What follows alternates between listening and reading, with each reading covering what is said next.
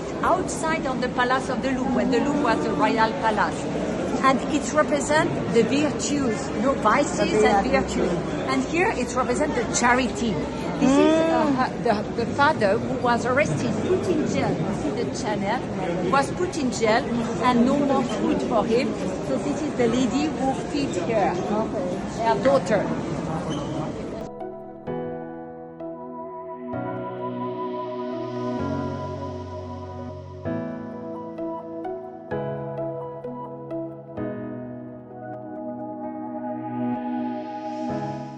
We are in 1,200. So at that time, the limit of Paris was here. Imagine here we used to have a city wall, a rampart. And to reinforce the weakest point of the city wall, in 1,200, we built a fortress. This is the fortress of the Louvre you have just in front of you. This fortress was destroyed in the city. The name of those animals with monster face?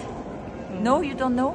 We call them gargoyles. Have you heard about gargoyles? Yeah. You know why we say gargoyles? Because if you put some water in your throat, gargaries, and when it's raining, the water go outside of the mouth. And they have a monster face because we said the bad spirit. When they saw the monster, they are scared and they didn't enter. The Sphinx. This is the Sphinx. Yeah. You know, I told you in the Louvre different sections.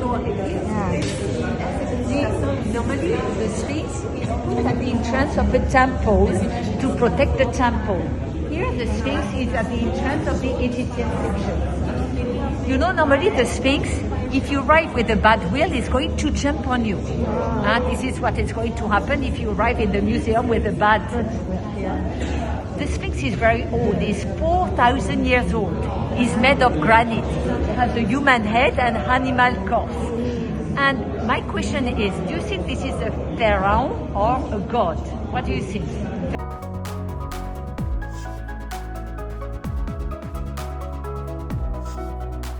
We have only original, no copies, except it here. Here we have copies, but very old copies. Because you know, the Greek, they used to make the statue in bronze. But the Roman who succeeded to the Greek, they destroyed the bronze statue to make some weapons, so they melted the statue. But before they melted the statue, they copied the statue in marble or different materials. So most of those work here are copies made by the Roman, but from the Greek statues. That is the reason why they are here in the Greek sections. Most of them, as you can see, they have no more arm, no more head. Because, you know why? It's a difference with Egyptian. The Egyptian, they're sculpted in one block. No movement. So most of the bodies used to be like this. The Greek, like the Roman, they know how to show the movement. So they sculpted in different pieces. They added mortise joint for the arm. So this is the reason why, during the different centuries, because the arm was outside of the body, sculpted in different pieces, the arm was destroyed and disappeared. The head was destroyed. So this is the reason why most of them have no more arm, no more head.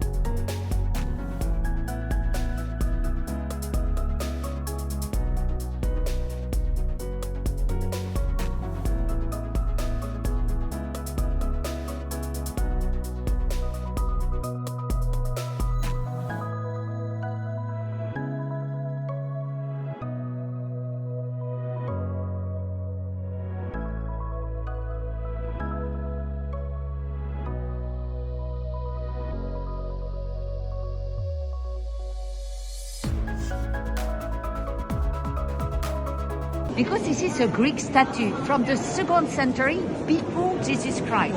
So Venus is the Roman name for the goddess of love and beauty. Normally her name should be Aphrodite. Aphrodite, yes, is a Greek name, goddess of love and beauty for the Greek. So why we call her Venus? It's because at the beginning we saw that she was a copy made by the Roman from the Greek statue. This is the reason why we call her Venus. But now we know that it's not a copy, this is the original from the Greek time. But because everybody know her as Venus of Milo, we keep the name Venus. But actually it's Aphrodite. Yes, that's it. Milo is a small island nearby Athena where we find this statue. This is a farmer in the 19th century. He was working on his field.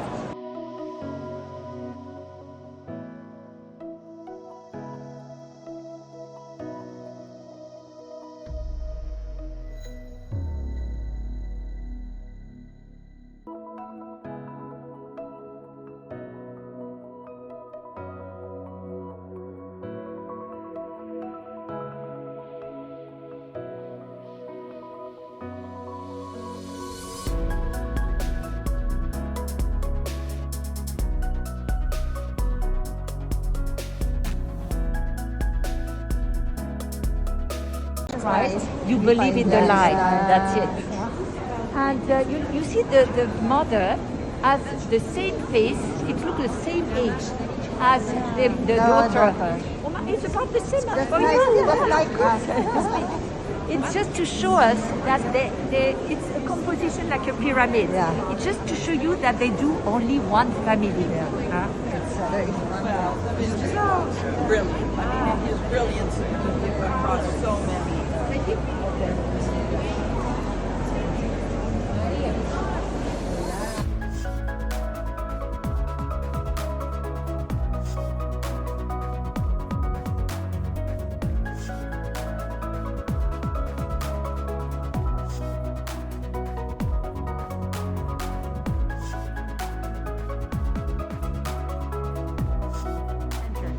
You see, this is the first miracle in the Bible when Jesus Christ was invited with his mother Mary. Already. You see the Jesus Christ in this in the middle with the halo around his neck.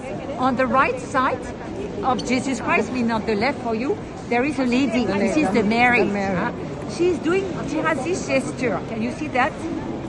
She do like this with her hand. Can you see Mary is doing like this? Yes.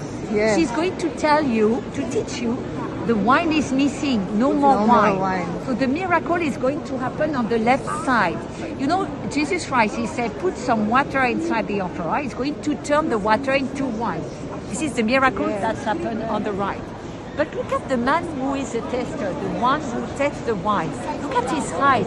He's very surprised because the wine is the best one. And you have to know that normally we put the best wine at the beginning of the meal and the worst wine at the end of the meal. Not in France, because in France we have only good wine, so no problem. But if you look on the table, you are going to see there is some dessert on the table. It means this is the end of the meal. So this is the best wine at the end of the meal. So this is the miracle also. There is a lot of symbol. Look at the two dogs linked together. You see the two dogs? This is a symbol of fidelity. Fidelity of those who believe in this miracle. And behind the two dogs, you have a table, and on the table you have a silver-made hourglass, sunglass. The silver-made hourglass is the symbol of the light. It means be nice, because we never know what will happen to you. It's like the musicians surrounding the table. The youngest one has the smallest instrument. The oldest one has the biggest instrument. It's like the wheel of the life. But there is another history with the musicians. You know, we are in the 16th century. And at that time, in Italy, used to be a fighting in between musician and painter. The musicians say, we are much more important than the painter. And the painter say, no, we are more important. So the Veronese, the painter, he decided to paint musicians. And he said, I put music in my painting. So he asked the musician, can you do the same? Can you put painting in your music? No. So at that time, the winner were the painter. And to finish with this painting, can you see at the level of the balustrade, you have a line.